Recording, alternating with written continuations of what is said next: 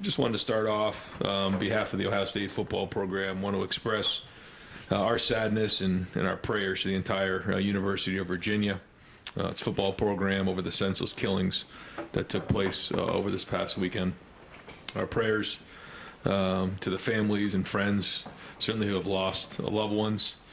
It's tragic, senseless, and pains me to understand why something like this would happen. And so our thoughts are with everyone there in Charlottesville. Coach, thank you. We'll open up the floor today for questions. Dave Biddle, 24/7 Sports. Seems trite to ask you about football now. No, I know. Josh Breyer receiving his first start. How did he grade out at right tackle? And just how do you feel like the offensive line overall is playing through 10 games now? Josh graded out a champion. Played well. When you play a full game, you get a real good feel for where you're at and his preparation leading up to that game. When you're a backup coming off of the injury last year too, he was growing and building. The good thing for him is he was getting in games at times in our Bison package, but he graded out a champion, played well. A lot of plays he's got to get better at, but I thought we took a step in the right direction on Saturday with the offensive line. Right behind him, Stephen Means, Cleveland.com. Just come with some of the backstory behind the block punt. Yeah. So every week we have a couple block punts that we work on, and then based on what we're seeing, we make adjustments in game. Lathan's been working hard. We have about 5 guys that we work at the punt blocks from different angles and different schemes. Lathan's one of those guys that's put a lot of work in, and what we do on Thursdays is we put on, in baseball, when those guys put on those gloves with the metal piece there to save them from jamming their wrist or breaking their hand when they slide into second base. We do the same thing. Josh Proctor in 2019 went to do the same thing and broke his hand. I said, that's it, we're not going to do that again. So we had to figure out a way to block punts without putting our hands and fingers at risk. So that's what he wears. He wears the gloves. And that's what our guys do. And so over and over again, he puts the gloves on, and we talk about putting the gloves on and then working on the technique of blocking a punt. In game, we saw some things on the sideline, and Parker made a great adjustment, said this is how we're going to do it. Not exactly the way we practiced it during the week, but Lathan was able to put that on the field, and then obviously that was kind of a turning point in the game. I think that kind of helped us pull away. Given some of the issues, the muff punch you've had over the last couple of weeks, has there been conversations to maybe try that more often? We try. And there's certain times where, based on what they're doing, it's better to return it. And there's other times where you want to go after it. Now, when you go after it, there's a risk that goes with that. You bump into the punter, it's a first down and 15 yards, and that can be a momentum swing as well. So there's give and take there. We have gone after some, and they just, the blocking scheme just didn't quite work out that way. There's a lot more challenges with the new style of the rugby punters with the shield, as opposed to maybe like 10 years ago, you saw more of the pro style where those guys would kick slide, and it was more of a in the pocket punt. Guys nowadays with the Australian rules punters, they can really be creative about where they go, and it becomes a different and probably more difficult challenge to block punts. Right behind him, Dan Holt, 11 Warriors. Ryan, you said after the game Saturday that Xavier hadn't been practicing much at running back. Is that something that he will do more going forward after playing the way he did Saturday? Yeah, he's done both in his career. He had been practicing more at receiver recently, but he's done a lot at running back as well. He's spent really the first couple of years at running back, and so you could see his running skills. I mean, he jumped right in, and it wasn't like we had to spend a ton of time with him on the tracks. He's got plenty of experience doing that, and we always kind of felt like he was more of a running back than he was a receiver, and then he's blossomed as a receiver as well. So him being able to provide depth right there has been huge, and he's done really good things when the ball's been in his hands. What do you think it is about him that enables him to go back and forth between positions so successfully? I think it's because he learned, coming through special teams, all the different ways to play football. You just learn so much playing all 4 phases. And he's done that. He's embraced it. You're playing out in space on kickoff return. You're learning how to avoid blocks. You're learning how to block people. You're learning how to catch the ball. When he's the kickoff return guy, he's done some punt return work in practice. There's just so many different things and skills that you learn playing special teams, and that's translated to him being productive on the field. Fourth row middle, Pat Murphy, 24/7 Sports. Ryan, you said competitive excellence probably as much as anything this year, and you Yep. guys have obviously done that well. You've got a game this weekend, but there's a big one coming in 2 weeks. How do you guys keep attention on Maryland, make sure no one's looking ahead to get to where you want to go before that game? I think it's something that comes up every week. It comes up every year, this time of year. So what we try to do is like you said, the competitive excellence focus is something that we talked about early on, so that when we got to a moment like this, you don't just walk in a Tuesday meeting and say, guys, okay, we got to really focus on this week. Well, we've been saying this all along. And, March Madness starts the first week of the season around here. And so you just have to embrace that and understand what it means to bring it every single week. Now we're working, the game at the end of the year, every day out of the year. So that's not something that is out of the ordinary to know that that's always in the back of our minds, but that's like that every week. So our focus right now is on Maryland, going down there at 3:30, playing really good football, and then going from there. Fourth row right, Cameron T. Robinson, The Athletic. Ryan, kind of to expand on that, you mentioned even last week that you guys prepare for the game at the end of the year all year long. Right. I know you're not sitting here watching Michigan film, so what goes into preparing for big games on a weekly basis for you guys? Well, I just think it's a mindset. It's something that we've done in the off season. We do all along. But right now, again, the focus has to be on how we play on Saturday, and that's building towards the end of the year and playing our best football in November, because we know we have to play our best. We have an opportunity to go 11-0 this weekend and still not have reached one of our goals yet. It's just sobering, but it's the facts.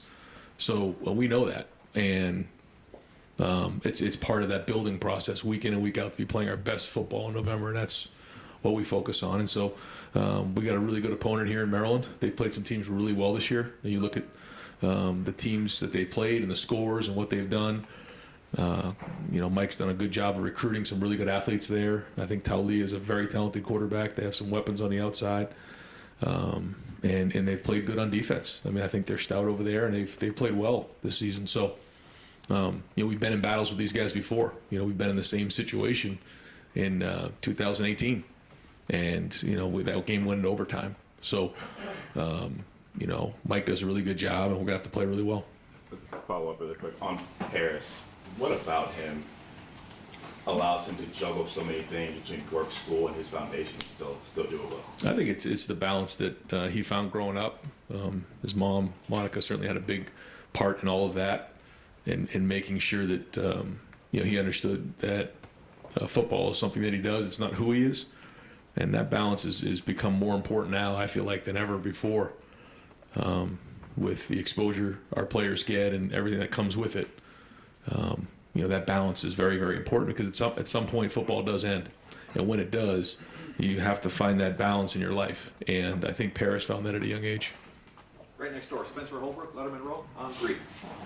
Ryan, Ty Hamilton played more run defense snaps against Northwestern and then more pass defense snaps against in your last game against Indiana.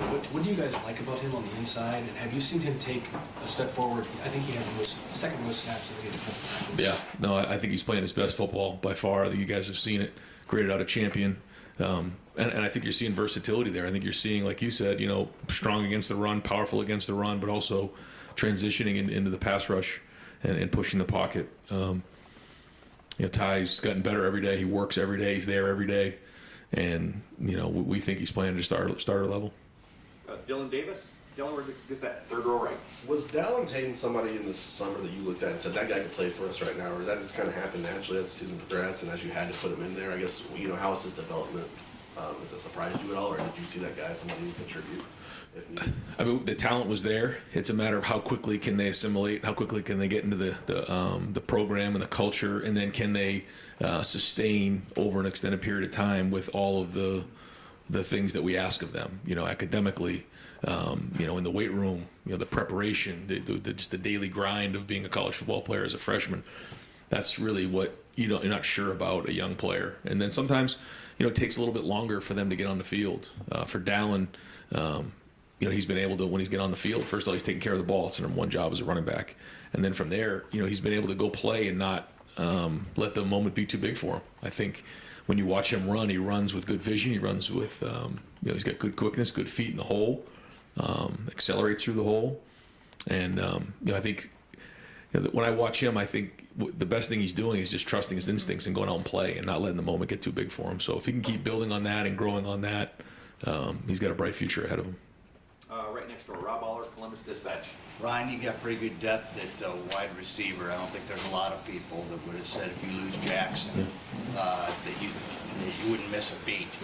How important is that, the reputation of that room in recruiting and what you've established here to be able to say whatever wide receiver you or whatever it may be? Yeah. Yeah, I mean, if you had said to me that was going to happen this year, I wouldn't have believed you, but here we are, and that's football. You have to overcome these types of things, and that's where depth becomes critically important, and understanding that, when you come here to play. When you play, that's kind of up to you, and how fast can you get on the field, and how quickly can you get a starter level. But you're going to have a great opportunity, and our guys have taken that opportunity and run with it. But I think you can see the development, you can see the blueprint, you can see how we do things schematically, fundamentally, the way Brian teaches. And so it's an exciting time to be a wide receiver at Ohio State. Follow up, that said, what would Jackson give you right now? I mean, there are people who say, well, you haven't missed anything, you don't really need him, but what would he add to what the offense is? Yeah, I mean, it's hard to say now that we've played 10 games and not really had him available, but listen, Jackson, is one of the best receivers in the country, one of the best, slot receivers I've ever been around. So, he's been missed. What's his status, if you could just follow up on that? Yeah, no update at this point. Yeah. Second row, right, Doug Lesmerises, Cleveland.com. Ryan, you mentioned after the game that maybe you've been a little stubborn, is the word you used, in terms of trying to run the ball in short yardage. There's been sort of this toughness conversation this whole year that you guys have embraced, and you want to be that tough football team. Is short yardage like the way that best manifests itself, or what are the ways that any football team, like actually on the field in moments, shows toughness in your mind? Yeah, I think the first thing is just physicality, how hard you play. We say relentless effort is 4 to 6 A to B plus 2, 4 to 6 seconds the length of a play, point A to point B, and then for 2 seconds past the cone or past the whistle, 2 steps past the cone. I think that's a big thing. Can you play with unbelievable effort week in and week out as hard as you possibly can? That's the first thing. And the second thing is really just the physicality of actually looking someone in the eye and knocking them back. There was a lot of great instances of great toughness. I look at Xavier Johnson's run. I mean, there were guys running 70 yards down the field, getting, blocks where they're knocking people to the ground. And I mean, there's like 3 of them downfield. Unbelievable effort. There was some really good clips in here that we show in the champions meeting. I think we had about 14 clips of just relentless effort, toughness, discipline, guys playing really hard. Some unbelievable clips on special teams of just guys laying out, knocking people over. So I think all those things lead to that. Now you got to bring it every week, but those are the things. In terms of the short yardage, that can be a part of it. You got to get movement. You got to run a guy over.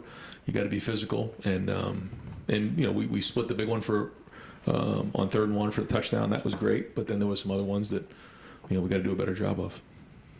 Right next door, Bill Landis, Rivals. I guess maybe following up on that idea, Ryan. Like, I think. I might express this wrong, but I feel like sometimes you're in games where the margins can get so wide that maybe you have a luxury to kind of work through stuff during a game that other teams maybe don't have sometimes. Does that ever creep up in those situations where you're trying to cultivate something, you're trying to get good work in game situations in short yardage, where maybe if the situations were different, you wouldn't, as you said on Saturday, try to bang your head up against the wall? Yes. Yeah, we have to get certain things done, and when you find yourself in certain games, and you got to do what's best for the future of where you're going, not always in that moment right there. There's the time and place for everything. So we got to get that done, and we're going to keep working at it. And there's been good progress made, but those situations aren't going away, and we're going to keep working at it. What is your, overall philosophy on throwing the ball in those situations? I think some people look at that and say that's maybe a pretty aggressive mindset to throw it on 3rd and 1 where you can just kind of fall forward for a yard, but how do you balance the physicality you want with throwing the ball with the quarterback and receivers you have? You know, when you look at those situations, you know, certainly running the ball, you have to at some point say, you know, we can run 1 yard, you know, and there's going to be a lot of guys in the box, and that's a mentality and a physicality. But there's been other times, and you guys have seen it, and 4th and 1 in the Rose Bowl, and we're shooting it down the field. So, you know, we're going to do what's best to win the game, but there's part of that mindset that, you know, we got to make a yard when it's, you know, 4th and 1. Over here to the right, Adam King, WBNS. You guys have 11 days until the big one here at the Shoe. What do you need to see at Maryland to know that this team is ready? I mean, I don't think there's anything that we're going to say, you know, now we're ready to go play this game. We just got to keep doing what we're doing, keep preparing the way that we've prepared, play well, find a way to win the game, and then move on to that one. You guys dealt with a lot of injuries this year. It seems like more than most seasons. How frustrating can that be at times for the team to kind of just having to keep change pieces?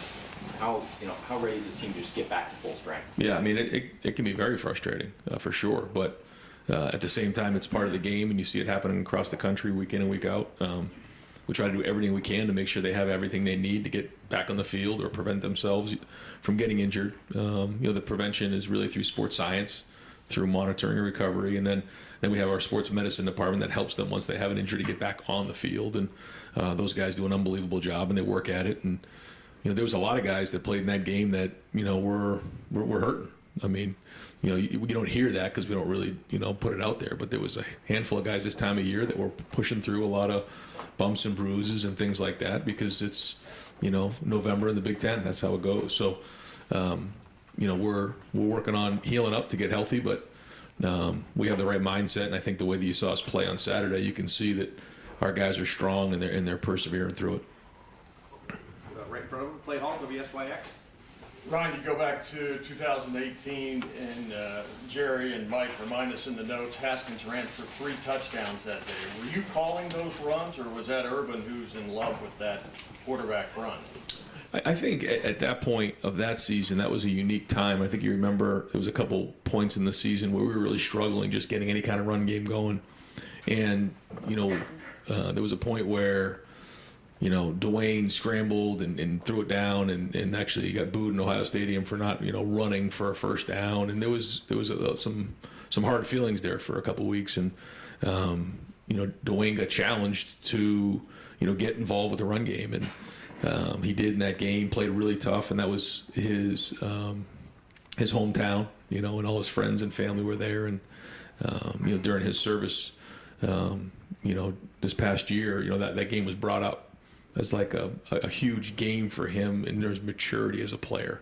And boy, he played well in that game because that was 52-51 back and forth, and what a strange game. But you know, the message will be to our team this week. I mean, that was a wounded team that their head coach, I think, had been fired, and they still played us really, really well. And Maryland's always dangerous, especially there. Right in front of him, Don Berry, WBNS. Coach, you've said all year, it doesn't matter who you're playing, it's about what you guys do. With that said, this is the time of the year you want to be playing your best ball. Obviously, the big one's looming. How close are you to playing what you would consider your best ball, and what do you want to see better this week? You know, I feel like if you say you're playing your best ball, that means you played your best ball last week and you can't get any better than it the next week, you know. So I think it's this constant build and growth towards maximizing yourself in all 3 phases. Do I think we've played our best football yet? No, I don't. I think that we can play better in all 3 phases, and we're going to have to go reach our goals. So this is a constant chase towards, you know, being the best version of ourselves. And every week, that's the goal, is just to get better. And how fast can we get better in certain areas? And I think I've shared with you the challenge sometimes is the issues are there. They may not get exposed every week, but you got to identify what those issues are, and that's the art of, you know, coaching. But with that said, we know what's down the road. Do you feel an intensity shift, especially this week? Yeah, we'll see as the week goes on, but our guys know what our goals are. We talked about it at the mid-year. You know, we were 6-0 going in to the bye, and we said, you know, none of our goals have been met. I reminded the guys on Sunday, none of our goals have been met. They know what's on the table, but you know, in order to go reach our goals, we got to win this game too. You know, it's part of the game. You got to win them all, And so we'll keep that one in the back of our mind like we do every single day out of the year, but we're going to focus on beating Maryland on Saturday. Far left, Justin Holbrook, WCMH.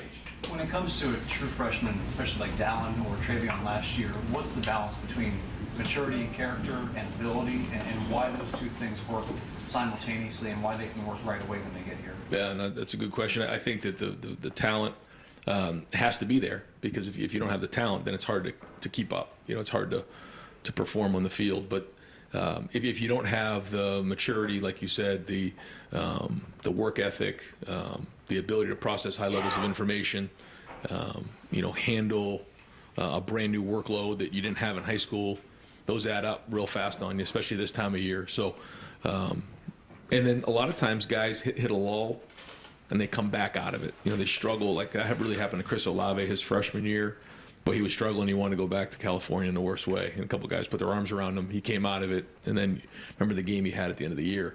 So, I don't know if Dallin got that, low at some point. You'd have to ask him. But every freshman goes through it. And then if you can come out the back end, then usually you're stronger for it. And, good to see him play the way he did on Saturday. I'm sure that's going to give me more confidence. Second row left, Steve Hellwagen, 24/7 Sports. Yeah, Coach, I don't suppose you're going to tell us if Travion Henderson and Mind Williams are ready to practice or whatever, but just from a general standpoint, given the uncertainty, you're going to play with a running back. Just how do you prepare for this game with the idea they may practice half the time, they may not practice or play at all? Just from a general standpoint, how do you guys go into the week at that position?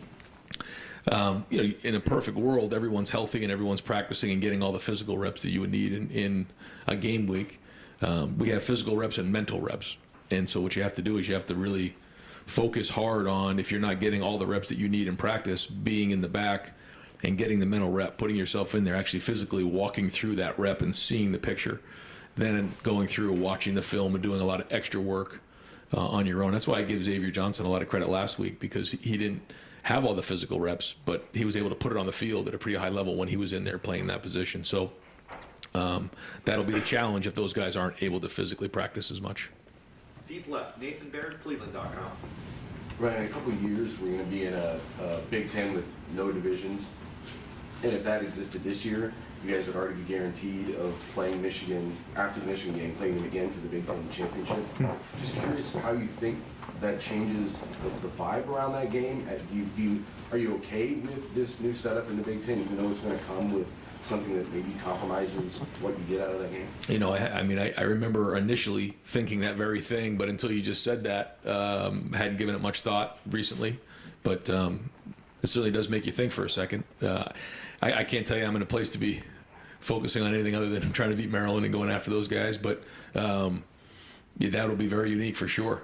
I guess more like an NFL situation where you may have to play a team multiple times, and that would kind of affect maybe your game planning, but we'll worry about that when we get down the road. Fourth row middle, Tony Girdman, Buckeye Huddle. Ryan, the NFLPA, I don't know if you saw this, came out and asked to have an immediate ban and removal of all slip film turfs in the NFL, which is the same kind of turf here at Ohio State. I was wondering if you had any thoughts on that, if you had heard about that. Split turf, I don't even know what that the type of turf that Ohio State uses due to a higher number of injuries. I guess the NFLPA wants that stuff removed, and I just wondered if you had heard about that. Or No, it's the first I've heard of any of that, yeah. I can say, Tony, if you don't mind me interrupting there, that we've had some discussions, some of the administrators have here. I know the NFL is not mandating that these stadiums remove their fields. We test our fields twice a year annually. We'll continue to do that. But there has been some discussions about the topic that you're discussing. Yeah. All righty. Front row right. Austin Ward, Rivals, 97.1. Get short yardage. There's your excuse. Ryan, on Saturday alone, you had the magic with Cam Brown came back for another year and more injuries and made a couple big plays. You had a former walk-on run for a 70-yard touchdown. From the outside, those look like things that validate the strength of your culture. They're also different kind of stories than maybe we were focusing on a year ago. How different does it feel this year to be in it compared to a year ago, just by direct comparison? Yeah, you don't really prepare for a moment like Cam's or for kind of a day like that when you see things like that happen. It's just one of those things where it happened with the Lathan Ransom punt block. You just keep swinging at the rock, and eventually it cracks. And you saw some of that happen on Saturday. These are guys. You take Mitch Rossi, for example. You take Xavier Johnson, Cam Babb. Guys who have overcome a lot of things. And you can see when Cam Brown is healthy, what he can do. And I mean, if we're going to get to where we need to go, he's going to have to be a major contributor. Talked to him about that last week. Talked to our guys about that. And that's part of this process. You think about where Cade was at, where Tommy was at. I mean, double hip labrum surgery as a freshman. I mean, there's so many things that come with it, and you overcome them and you get stronger. And that's life. And I mean, that's one of the reasons. One of the major reasons that I got into coaching was to watch and help people overcome adversity, because that's what life is. Adversity is coming around the corner every single day, and how you handle it as a person kind of defines who you are. And to see some of these guys learn that process and not just say, well, I want to go transfer. Xavier Johnson could have probably gone a lot of places and played a lot of football, but here he is as a Buckeye making an impact on a team that wants to go, chase some unbelievable goals. Cam Babb, what he's been through. And for Cam Brown too, I mean, what an opportunity he has now to write a story here down the stretch for himself. And you don't always recognize the opportunity that you have. And so we try hard to help our guys realize the opportunity is right here. Because once it's gone, it's gone. You don't have this opportunity ever again. You'll look back the rest of your life. You have the rest of your life to go do other things. All of our energy right now needs to be focused on this team and where we're going. But I think there's been a lot of work done in the off season with Mick and the staff and our leaders to build that resilience and perseverance that you're talking about. You're at the top, but you're just one person. Did you think that you needed to do anything differently to get that? You and Mick had conversations, I know, about leadership groups and all that. I mean, how much did you think, if you keep doing exactly what you're doing, then everyone will get on board, or how much do I need to change from one year to the next? I mean, I think it's a little bit of everything. You look at, you evaluate everything, and you try to figure out, how to improve it. Some things you need to change, other things you don't need to change. Some guys just need more experience, other things you do need to change. So we altered some things in the off season, like you said, with the leadership groups that I thought was huge. But also, sticking with what you believe in too, and having conviction in what the culture is all about, and having conviction in the people that you bring into the program, because we have recruited great people into this program, staff, coaches, and people and players. And when you have great people in the program, I mean, it's been said here a long time, you win with people, then you believe in them, then you trust it, then you just keep working forward, and you put your faith in people. So that's been the focus. Now we'll see if we can reach our goals. Front row, Joey Kaufman, Columbus Dispatch. Ryan, the moment that Cam Babb had was special, but what do you see moving forward? I guess the role he can have for you guys now that he's back, just as part of being that rotation and being a contributor week in and week out? We'll see what he'll be able to do physically on a regular basis, and if he can take on more, then absolutely we'll give it to him. We'll just have to see how much his body will be willing to actually take on. Do you have any sense on what he could take? I actually don't. No, I actually don't. Yeah. I know that the setback in the preseason did set him back some, so we'll see how much he'll be able to take on moving forward. I hope it'll be a lot, but I just don't know. If he is able to kind of withstand the workload, what are his best traits as a receiver from the times you've been able to see him? When he I think you guys were high in the spring. Very conscientious. I mean, very smart, understands the game, strong and powerful, explosive, good hands, runs really excellent routes, very accountable, good quickness in and out of the break, really good body language. I know CJ really liked throwing him. Fourth row left, Jacob Benz, The Lantern. Yeah, hey Ryan, just going back to some of the Big Ten and things like that from a recruiting standpoint, after the conference announced the UCLA, USC going to join the conference later on this decade and whatnot, how have you seen maybe the recruiting ramp up in the months since the announcement, or do you see it maybe becoming more of a long-term thing where Big Ten schools become more prominent out there on the West Coast? I think it's probably more of a long-term. You'll see it over time. I don't think it was immediate, although we are recruiting guys from the West Coast. We have been, and there's been a lot of excitement about Ohio State. And the fact that now there's 2 teams from LA coming to the Big Ten. So that's been good, and I think it'll be positive because now we're a nationwide conference. Front row middle, Bill Rabinowitz, Columbus Dispatch. I hate to ask you about your least favorite topic, but you said after the game that you're optimistic that DeWand and Denzel will be able to play, and you expressed optimism about the running backs. Where does that stand right now? Yeah, same. I feel the same way. We'll see as we get through the week. I think some guys will be on a pitch count. Some guys will have to see how practice goes today. But a lot of the stuff that we heard today and this morning was promising. Okay. About the 2018 game, one of the most pivotal plays in that game was you forwarding a pass to Rashad Berry, with a converted defensive end on 4th and 1.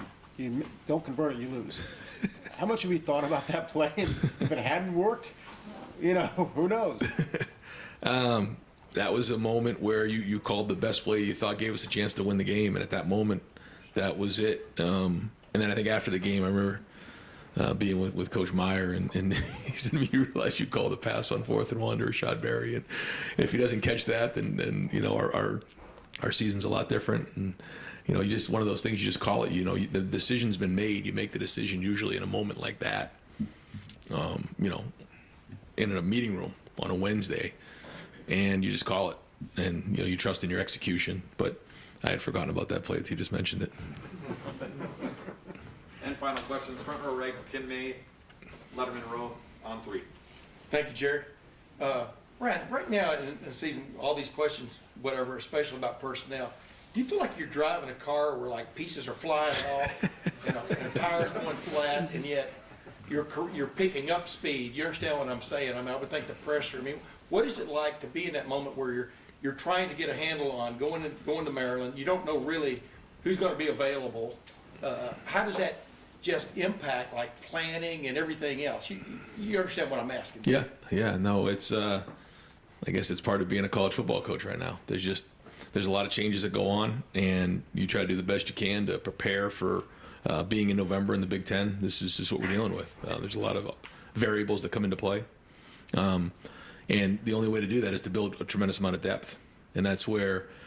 I think back on the preseason when we're going through each position, and guys are asking questions about each position group, and it's like, well, who's going to get on the field? They're all going to get on the field. It's just the way it usually works. And it's rare that a position would just play one guy the whole year, just because it's such a long season, 9 conference games plus Notre Dame. So it's just something you plan for and try to have contingency plans in place. And contingency-wise, could you see going into Saturday with Dallin Hayden being, in essence, a starter based on right now, and would Xavier be the backup? You know what I'm saying? Or do you think Chip can come back? Can you live with that, I guess? Yeah, we have to. We don't have a choice. That being said, we feel like we have a really good chance to get all those guys back for next week. Now, maybe one of them won't, but I'd be shocked if all 3, Chip, Mayan, and Trey would not be available.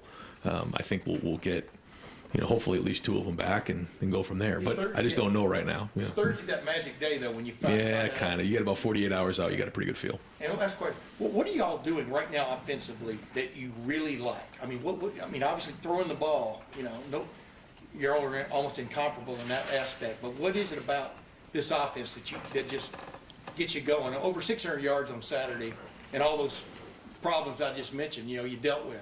Yeah, I think it's probably the balance that we have that,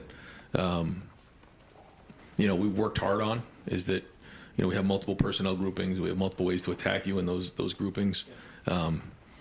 Vertically, horizontally, you heard me talk about those types of things. And when you can do that and you feel like you have weapons on the outside and they're in one-on-one situations, you got a great chance to be explosive. The minute they have to go double them or help them, then that opens up the run game. And so when you find that balance, I think that's where we're at our strength. And I feel like we've worked hard on having that balance. Was it the Mitch Rossi play on that 4th and 1 that left you with that sour taste in your mouth? Yeah, I think both of those plays.